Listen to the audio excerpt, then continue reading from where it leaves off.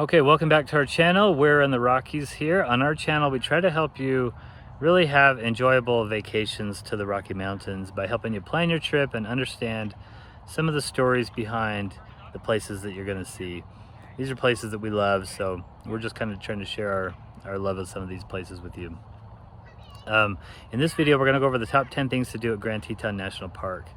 And I see a lot of these top 10 lists around the internet. In fact, I'm a little bit of a nerd, and I kind of evaluated a lot of the top 10 lists on Grand Teton, some of the top YouTube videos and top blog posts.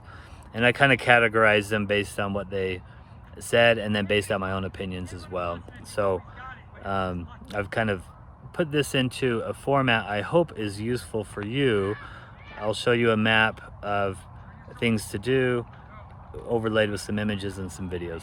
One thing I learned is that the TripAdvisor list is kind of way off of what most people's lists are and what my list was. So I would suggest not using TripAdvisor to help you prioritize what you want to do on this vacation that you're going to Grand Teton. Finally, if you get any value out of this video, if it helps you plan your trip at all, please click the subscribe button. And if you click the little bell, it'll give you the notifications. Thanks. Please excuse me that I'm here at the ball field. You might hear some football coaching, screaming going on in the background.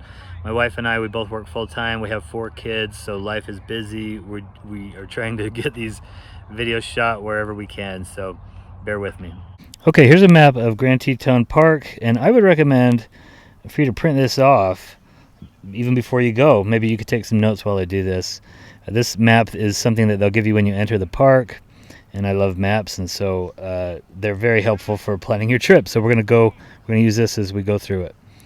Okay, the first thing to do in Grand Teton is Jenny Lake. We're gonna zoom in here. Jenny Lake, Hidden Falls, and Inspiration Point. You cannot say you've done Grand Teton unless you've done this. So you're gonna park right here at the Jenny Lake Junction and ride a shuttle boat across the way.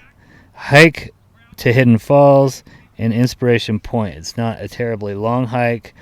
It's a little steep at points, but beautiful hike, really nice. Hidden Falls are beautiful. Inspiration Point overlooks Jenny Lake there, and it's the number one thing that you need to do at Grand Teton. Love this boat ride and the hike. The whole thing's really pretty. Tip is you need to get there before 8 o'clock in the morning, or by 8. So the boats start at 7. You want to get there at least by 8 to avoid really long lines, because again, this is the most popular thing to do in the park for a reason. Now, you can also tack on a hike to this if you want to and head up this Cascade Canyon. Now, you could go up the whole way, you could go up part of the way, you could even go all the way to the fork there and then head out to Lake Solitude. And you could even extend this down here to Paintbrush Canyon right there and come down this way and hike around. Now, of course, that's going to be like an all-day deal. But if you're a backcountry hiker and all that, and you want to do it, this is something good to do as well. I think even if you just kind of walk down Cascade Canyon to about here or so and turn around, that's really pretty. You're way up there in the mountains there, and that's just a great outing. That is definitely number one. Now, you can also hike around Jenny Lake, but it adds about 2 miles each way. I haven't done that, so I can't say whether it's worth it or not, but my take is you have a lot of things to see and do in Grand Teton. The shuttle boat is a nice way to go there, and especially if you have kids, that's definitely the way to go. Okay, number 2 is something that ranked high on the list that I looked at and was our second favorite thing to do in the park, and that is Taggart Lake right here as we zoom in. So there's a trailhead right here that you can park at, Taggart Lake Trailhead. This also fills up quite early by 9 o'clock. If you don't get there by then, you can park on the main road there, that main highway, the Teton Park Road. So I saw cars lining that street for a long ways when we drove by in the middle of the day. But you can park there in the overflow and do this hike. Although when we did it, we got there at about 5 o'clock in the afternoon, and the parking lot was open, and the trail was pretty much empty. It was great. But you'll head up here, and there's different ways you can do this. You can see these trails go around. Anyway, you'll head up here and get to the little point there on Taggart Lake. I believe it's about 1.5 miles out there and back. Well, 1.5 miles one way. And then when you get there, some people like to come back this way to the parking lot. Other people like to go up to Bradley Lake and then come back that way, and so they get the two lakes there, Taggart and Bradley Lake. For whatever reason, when we did it the last time, we just came back the way we came, or the way we got there. We came back to the parking lot. It is a really beautiful hike. On there, you will see a little horse. This climber's ranch right here. There's a horse corral there. There's beautiful aspens. You're hiking along that river right there. There's little cascades. There's big, huge glacial boulders that you'll see. There's meadows that you'll walk through. There's even a section of pine trees that you walk through. It's really quite an interesting hike with a lot of different looks to it, and a beautiful view of the main part of the Tetons. These Grand Teton, Mount Owen, Middle Teton, these are called the Cathedral Group. And so as you're hiking up that Taggart Lake hike, beautiful view of the mountains there. Okay, number 3 is the Jenny Lake Scenic Drive, which is right here.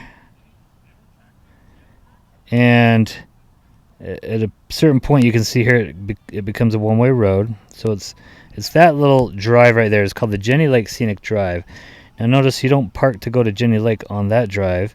There is a parking lot right here, and it's actually where you would go to park to go to String Lake right here, and that is part of number 3 here. So Jenny Lake Scenic Drive, String Lake, and Lee Lake. And so the drive is pretty. I actually posted a video already about that, actually just shows you the whole drive and tells you some stories about the names of the places in the park. You could watch that if you want. But you park right here at String Lake, and String Lake is the best place to swim in the park. It's a shallower little lake. It's not quite as cold. The rocks aren't quite as uncomfortable there. It's got a little beach area. Very popular place to paddleboard and to kayak. We saw a lot of people doing that there. So that's great. And then you can hike up here to Lee Lake, which is about 1 mile or so. And then, of course, you could, go up the shore there as long as you want to and come back. You could even go up to the Bearpaw Lake. I didn't make it over to Lee Lake. My wife did, but just to the tip there to see the lake and then back. String Lake's just a really pretty area. Gorgeous water. Again, a view while you're sitting there at the beach. You have a view of this cathedral group here, the mountains, the big famous peaks. So that is number 3. Okay, number 4, you'll see this on a lot of the top 10 lists, is the Moose Wilson Road. And it's a little deceiving because there are a lot of things on this road that you can do. So let's cover all of them. So 4 is kind of a big topic here. Here's the Moose Junction right here. And the Moose Wilson Road goes like this from Moose down to this city of Wilson right here. By the way, you can't take a big RV on this. I think 23 feet is the limit. So it's kind of a smaller, narrower road. You have to be aware of that. But there are a lot of things to do on this road. So let's cover them one by one. Number 1, Craig Thomas Discovery and Visitor Center. You might just say, well, they're just a visitor center. But this is actually a really nice building. It's pretty new. It's got some cool exhibits in there from my understanding. I went there during COVID, so they didn't have them all open. But I like to go to the visitor centers anyway, just to ask the rangers for the most up-to-date information and places where I should go and where they've seen animals and stuff like that. So always a good idea to stop at the visitor center.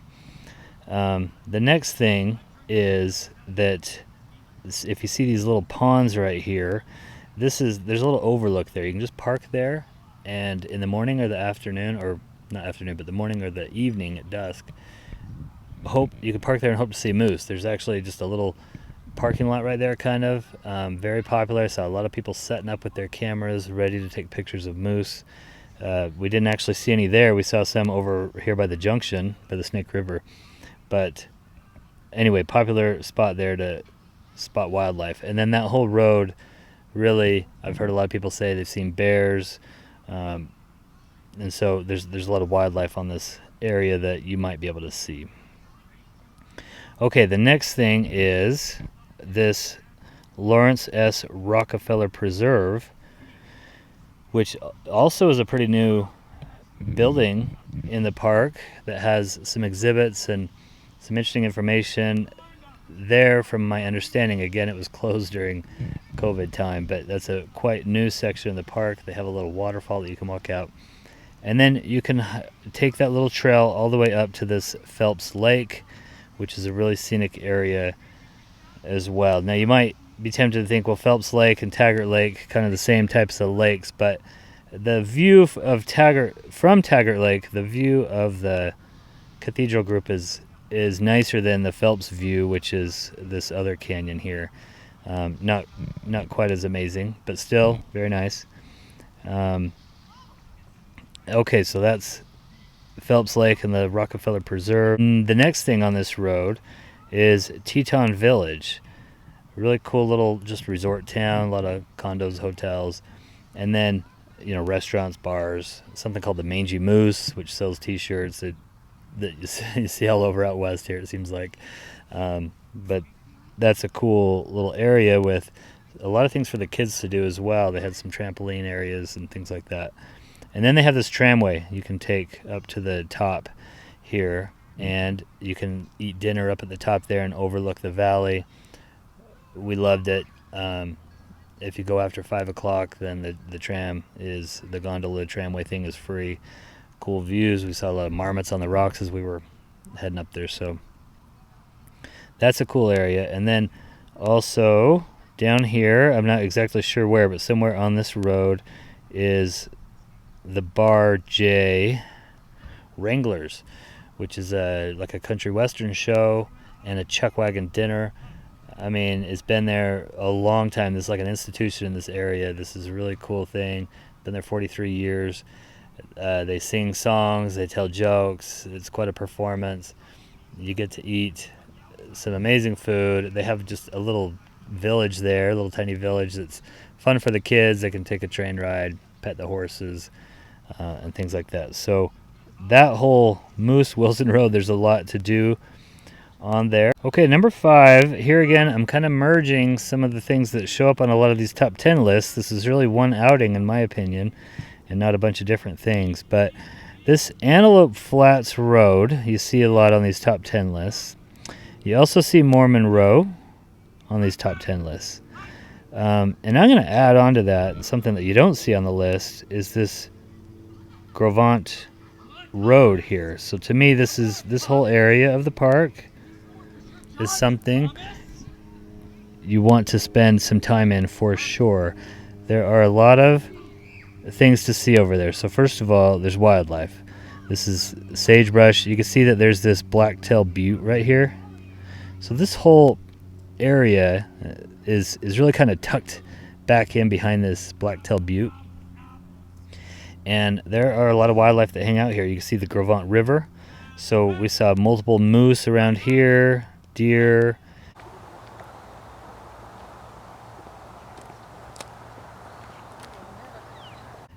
Over here on Mormon Row, we saw bison, antelope.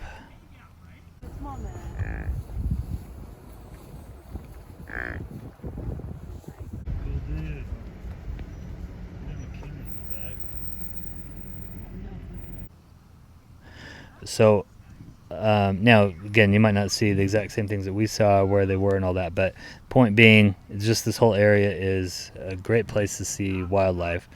Also on Mormon Row, a very famous place called Molten Barn, which you see on a lot of top 10 lists. Photographers love to get here early in the morning and take a picture of the barn as the sun is coming up. It's like the ultimate Western scene, this barn with the Tetons in the background. Really pretty area. You could also, if you want to, tack on a little drive up this Grovant Road. If you go up there, there's this Lower Slide Lake, which I have heard is one of the best places to swim in the park. You can see it's not actually in the park, but I've heard that's one of the best places to swim around there. There is something called Kelly Hot Springs up there, but they're not something that you get into. Okay, so don't think that you can go soak in the hot springs up there. And then up there somewhere, up there is the Shane cabins from the movie Shane, famous Western back in the 50s. So that's a whole area there to see wildlife, historic sites, and maybe even to swim. Okay, number 6 is to drive the inner and outer roads. So again, something you see on the top 10 list out there is little things like the Snake River Overlook. These are just little stops, just little pull off the road. Schwabacher Road, a little bit more than just a stop, but you see these a lot on the top 10 list. Oxbow Bend Turnout. So I'm kind of combining these all into one thing, which the other thing you see on the top 10 list is the Scenic Drive. So I'm kind of merging all these into one thing here. So this is the inner road called the Teton Park Road that goes around like this. And then you can connect up on this highway here to 191 and come back, and they call this the outer road. This is all flat land, okay? So any time you're driving on these roads, you have very good view of the mountains there. Okay, you can't miss them. That's just what you see when you drive. You might be tempted to think the Teton Park Road, the closer inner road, provides better views of the mountains. And it does provide some good views, but you're going to get that with that Jenny Lake Scenic Drive. The most famous views here are actually coming on this outer road, and that's because the Snake River runs right along next to it. And so with that in the pictures, they just tend to make them a little more scenic.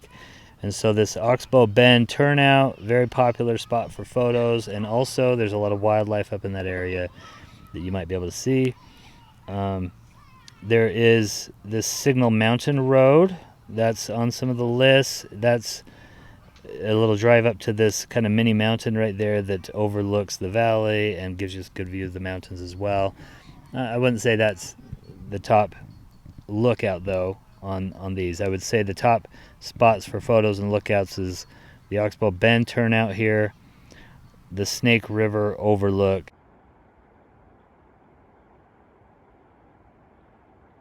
and Schwabacher Road. Schwabacher Road itself appears on quite a few lists because you'll drive down this little dirt road here, and then you're right there by the river, like you're actually right next to the river, taking beautiful views of the river, the trees, the mountains. So photographers love it. There's a little hike that you can go on at the bottom there. There's a lot of birds that hang out in the river, and you might even see some wildlife. So, one other thing you can do on that road is this Cunningham Cabin Historic Site, which again for photographers might be kind of nice because it provides a little cabin there in the images, and then there's some horses that hang out there right by there. So some really great western scenes right there that are probably overlooked. Everybody focuses on Mormon Road down there, but that has some nice ones as well. Okay, number 7 is the town of Jackson. So I know this isn't in the park here, but it's still, you can't really say you've done Grand Teton unless you've done Jackson as well, I don't think. It's just what you do. So many people are really excited to see Jackson. They call it Jackson Hole, but Jackson Hole is actually the valley, and then Jackson is the city that you go to. But it's this really cool western town.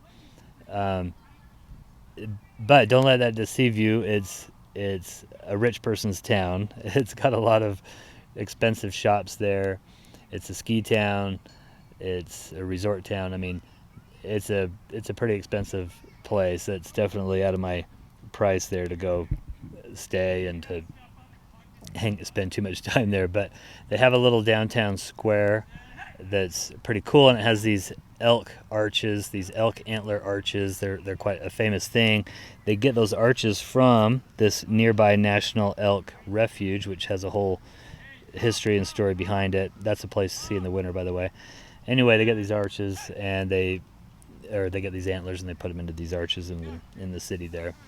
Cool little place. I would say go to the visitor center there in Jackson. It's right next to the river, and there's a lot of wildlife that hang out there. You see a lot of birds that it's just kind of a nice place to hang out. The visitor center is very nice, so that's something to do.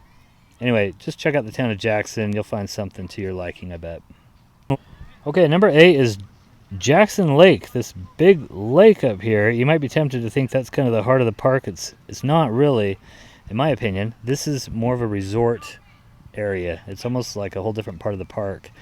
It's people go there to boat and to really recreate, but it does show up on a lot of the top 10 lists, and it's such a large lake. It has different things there that show up on these lists. So I just wanted to highlight a few of the things.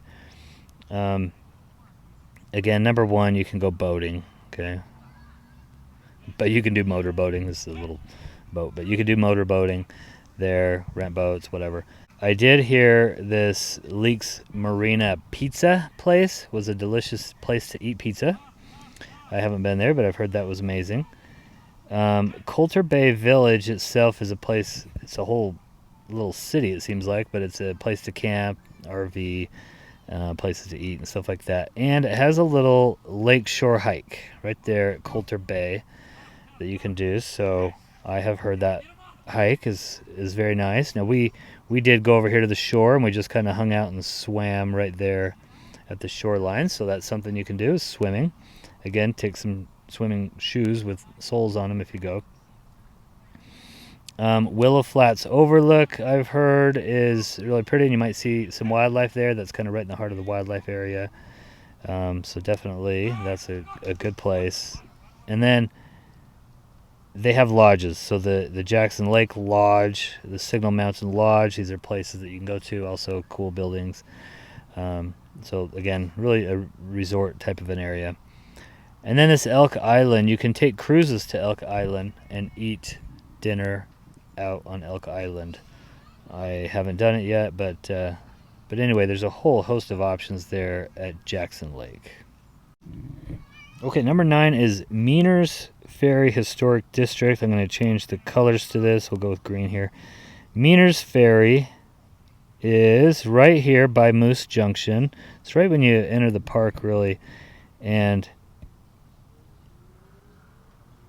it has a ferry there that the guy back in the day, Bill Menor, operated to get people across the Snake River when they needed to. It's, of course, well back way before bridges and cars and all that.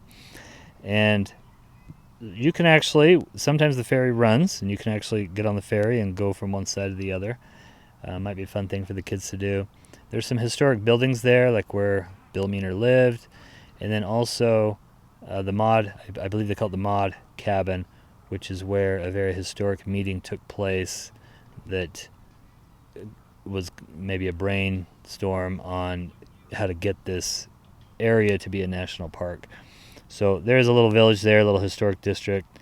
Oh, also the Chapel of the Transfiguration, which is a really popular place to take pictures as well, because you have this cool little log chapel with a cross and the Tetons in the background. So that is number 9. Number 10, I'm going to combine and make kind of a large one here. So number 10, I'm just going to say, is activities. A variety of activities that you can do to suit whatever interests you.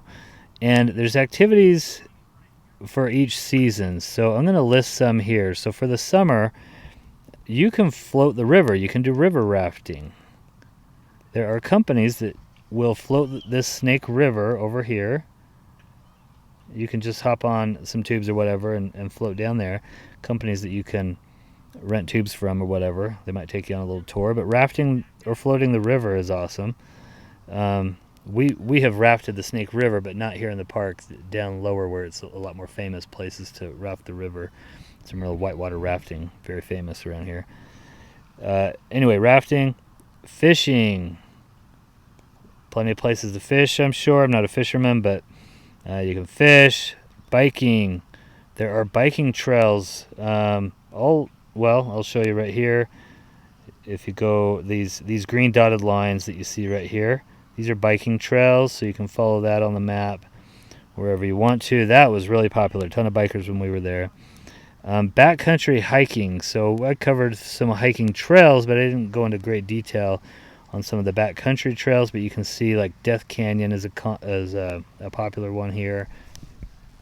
I think Granite Canyon. Anyway, you can see there's just tons that go up into the mountains there. So if you're, a backpacker, deep hiking, that's something that this is your dream here. Horseback riding.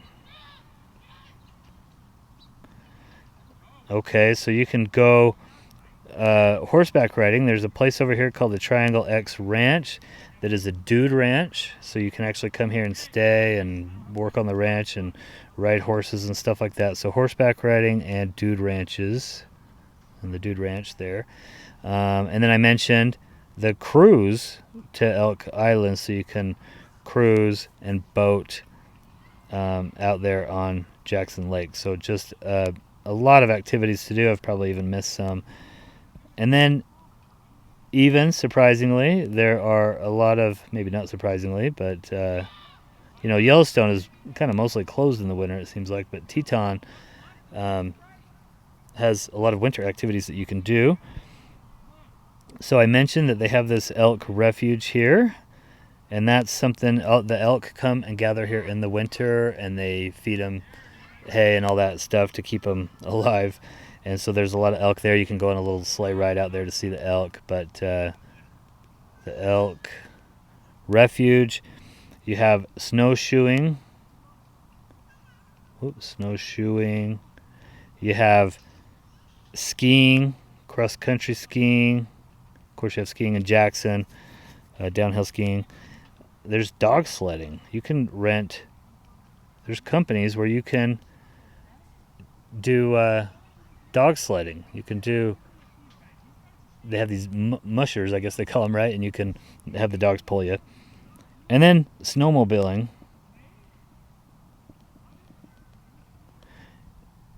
In the area as well, you can do a lot of that. They have ranger, I think the snowshoeing, they have ranger-led snowshoeing hikes and things like that. So a ton to do in the winter as well. So that's number 10, is just a variety of activities.